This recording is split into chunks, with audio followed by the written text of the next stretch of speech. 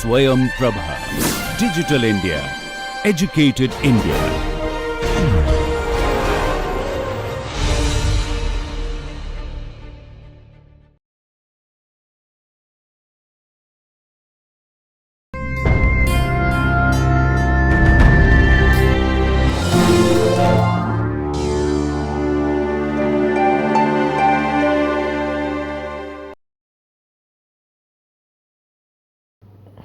So, welcome back and let us start right away.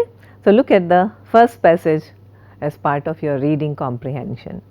Essentially, India is going through the sort of demographic transition that many other countries have, except on a far larger scale. The generation in its 50s in China today is the one that has lifted the country from poverty to middle income status. The generation in its 20s in India today, this vast ocean of subcontinental millennial, will have to do the same for India. Will they? Can we predict how this transformation will turn out? It is not that easy. For one, India's demographic transition is odd. It's happened patchily and in stages. It's easy to see this if you consider not just how many children are being born, but where. India's overall fertility rate, the number of children born to each woman, is now 2.6, yet that conceals vast variations across the country. In urban India, the fertility rate is 1.8, well below what is called the replacement rate needed to keep the population constant. Richer and more developed states in India's south and some others like West Bengal and Punjab have fertility rates similar to those in northern Europe. Kolkata has a fertility rate of 1.2, lower than Japan's, which is 1.4. The reference is given here. Look at the passage, take a moment, and here are your questions. What does demographic transition describe? A. It describes a change in geography, describes a change in population, or both. Second, according to the article, which city has a fertility rate lesser than that of Japan? A. Kolkata, B. Chennai, C. Mumbai. Next, find a word in the passage that means the same word as change. A. Transition, B. Replacement, C. Subcontinent.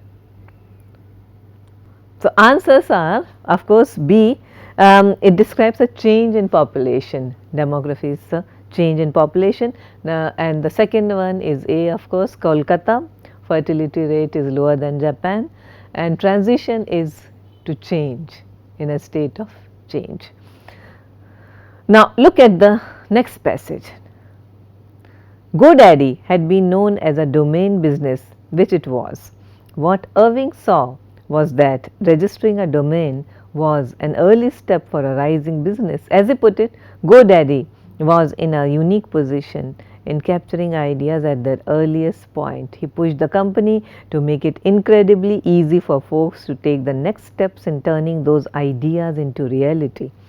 They lowered barriers to business formation, in some sense democratizing entrepreneurialism.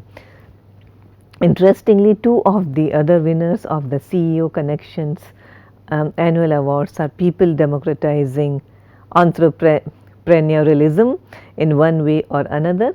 The 2017 mid-market young leader Loveleen Sidhu founded Bank Mobile, aimed at helping underbanked millennials and middle-income Americans have an affordable, effortless and financially empowering banking experience. The Mid-Market Social Impact Award winner Raj Mamodia's Brilio devotes a meaningful portion of its resources to teaching disruptive technologies to underprivileged children. Here are your questions. First, it was their commitment to this ideology that fetched Sidhu and Brilio international recognition. A. Mass self-employment, B. Democratic entrepreneurialism, C. Registering the company's domain. Another answer is democratic entrepreneurialism. Answer lies in the sentence that where we are told that interestingly two of the winners of the CEO's connection and democratizing the way entrepreneurship is done in one way or the. So, this is B. Next one, look at the slide. From the context given above, identify who said the words democratic entrepreneurialism. A. Loveleen Sidhu, Raj Mamodia Brillo, C. Irving. And the answer is Irving. They lowered barriers to business formation, okay, and it is said in inverted commas. Now, look at the jumbled words here. This is the slide for you, following jumbled sentences and put them in order. So, jumbled sentences and words. Resume B, engaging your task, making can, cake, uber as, booking as, aber, baking your. So, how do you rearrange them? Making your resume can be an engaging task. Booking uber is as baking your cake or baking a cake. Baking your uber is as easy as baking a cake. Making your resume can be a very engaging task. So, that is the way you have to read. So, let us look at the third passage now. The industry in the UK is broadly made up of three groups: insurance companies, Lloyds of London and insurance brokers. The insurance companies and Lloyds combined provide a major reinsurance market. London's importance as an insurance center as well as its comparative freedom from excessive regulation has attracted many foreign reinsurance companies and brokers. There are around 850 insurance companies authorized in the UK, but approximately one half of them handle more than 90% of company market business. They provide the full range of insurance contracts including life, pensions, permanent health insurance, marine, aviation, fire, accident, motor, travel and household insurance.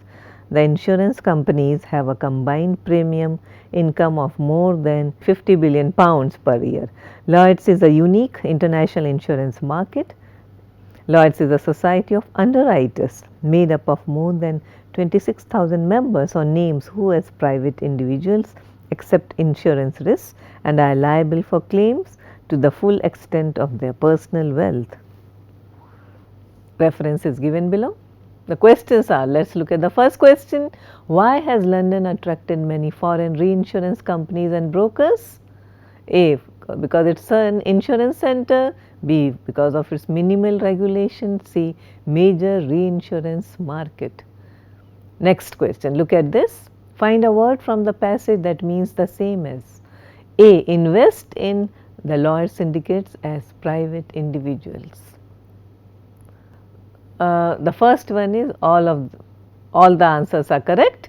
London is also an insurance center, a minimal regulation and it is a major reinsurance market. And the second question, syndicate, is the word given is names. Lloyds consists of some 26,000 names. So, the answer is names. Let us look at the next slide. Reading company profile. How do we look at a company profile? Look at these bullet points. A company profile is a short write-up of a company, usually detailing the story of its inception with other details as well. Look up any company, any major company, whether it is a startup or a new company or a middle level or a very important as well established company. You will always find the story of this company. You have to pay attention. Look at the second point, the type of business sectors that the company deals with, and make sure you know the following. And a profile always comprises the following: name of the company, headquarter, chairman and business activities. What do they do?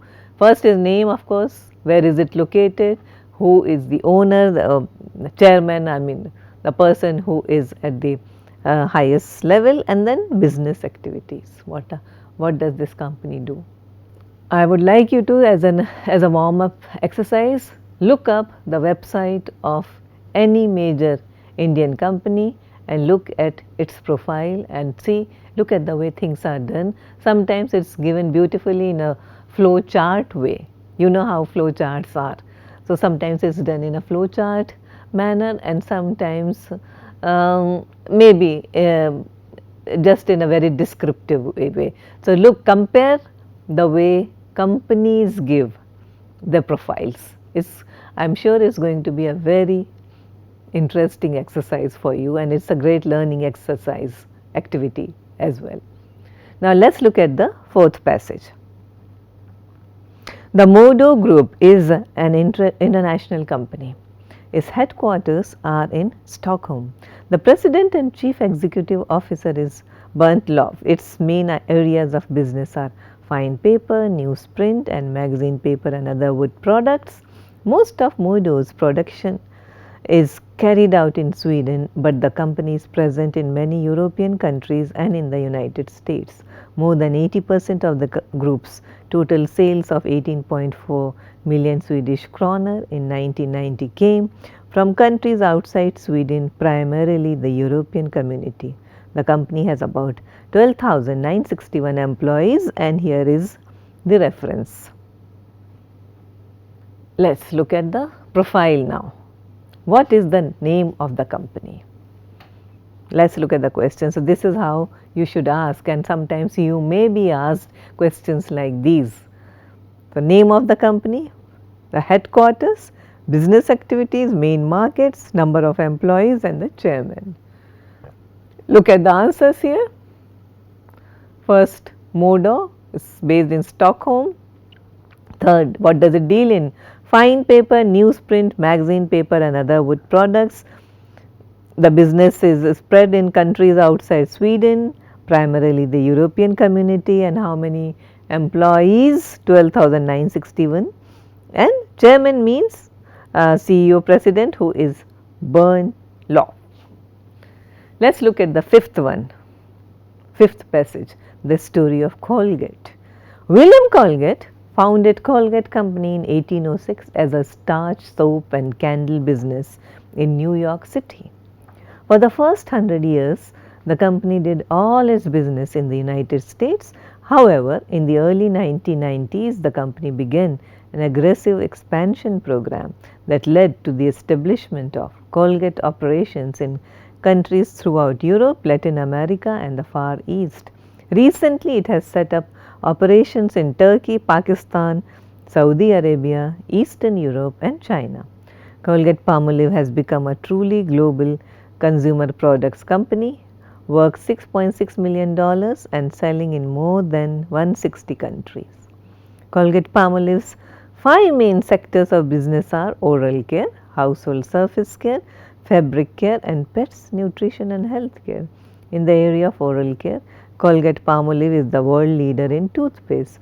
Since 1918, the company has increased its share of this market by more than 12% to cover 40% today. Let's look at the questions here. Which of the following are not business sectors that Colgate-Palmolive deals with? A. Household surface care, B. Oral care, C. Painting and varnishing. Next, 2, that is the second one, find words from the passage that mean the same as growth, vigorous, zone. So, first answer of course is C. Painting and varnishing. The Colgate-Palmolive does not deal with it, and we are talking about the words. So, growth is expansion, vigorous is aggressive and zone is sector. So, you have to, so the answers to the second slide, let's look at the second slide again. Growth, vigorous, zone, expansion, vigorous, sector. Now, we have seen a company profile, and soon we will also see how biographies are done. So, biography of a CEO, company CEO or the chairman, etc. Now, this is also an interesting task. Biography is what is an autobiography? What's a biography? An autobiography is something that a person narrates himself or herself. Okay, my experiments with truth is Gandhiji's autobiography. But if you write a book about Gandhiji's life and his times and his major achievements, then it becomes his biography. So, biography is something about people.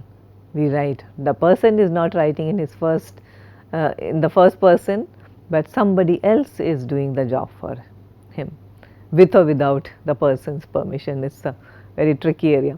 So, the important thing is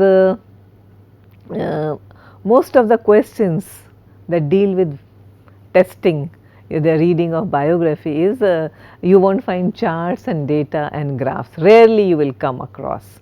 So, now therefore, let us look at, it is a very interesting task, and look at the biography of one of the most well known people alive. Entrepreneur and businessman Bill Gates and his partner Paul Allen founded and built the world's largest software business, Microsoft, through technological innovation, keen business strategy and aggressive business tactics. In the process, Gates became one of the richest men in the world. In February 2014, Gates announced that he was stepping down as Microsoft's chairman to focus on charitable work at his foundation, the Bill and Melinda Gates Foundation. In March 1986, Bill Gates took Microsoft public with an initial public offering of $21 per share, making him an instant millionaire at age 31. Gates held 45% of the company's 24.7 million shares, making his stake at that time $234 million of Microsoft's to $520 million. Over time, the company's stock increased in value and split numerous times. In 1987, Bill Gates became a billionaire when the stock hit $90.75 a share. Since then, Gates has been at the top, or at least near the top, of Forbes' annual list of the top 400 wealthiest people in America. In 1999, the stock price is at an all-time high, and the stock splitting eightfold since its IPO. IPO you are given, initial public offering, Gates' wealth briefly topped $101 billion. Look at the reference also. And here are your questions. Look at the slide, please. Which of these definitions suit Bill Gates most? A. Founder of Microsoft. B. Millionaire at the age of 31. Entrepreneur and businessman. Let us look at the second one. Though he has officially stepped down as the dash of his company, he still continues to focus on his dash work at his dash. The answers are, one is A, considering the popularity of Microsoft. So, most suitable is that he is the founder of Microsoft. He is not just a businessman and an entrepreneur, but the founder of Microsoft. So, therefore, it is very important. Bill Gates is inseparable from Microsoft. So, that is his best definition. And then answers are like, he stepped down from the position of chairman and worked on his charitable and Bill Gates Foundation. So, chairman, charitable, foundation. Let's look at the next passage. Read the following passage here. Angel investors provide capital for startups bringing their innovations to the marketplace. Recently, with the huge growth in opportunities brought about by the internet, more and more small investors are providing angel financing for these small, nimble companies. Angel investors typically invest between $5,000 to $40,000 in a startup in its infancy. Sometimes angels are so convinced by an idea that they provide funds for a business that hasn't even been founded. Without these risk takers, innovative and revolutionary advances in technology may not come to pass. The price is high and startups often fail, but just one winner can return 20 times the initial investment. In other words, an angel investing in 15 companies needs just one success to make the investment strategy worthwhile. Of course, angels hope for a much better return. Take a moment and look at the passage carefully, and the reference is given below.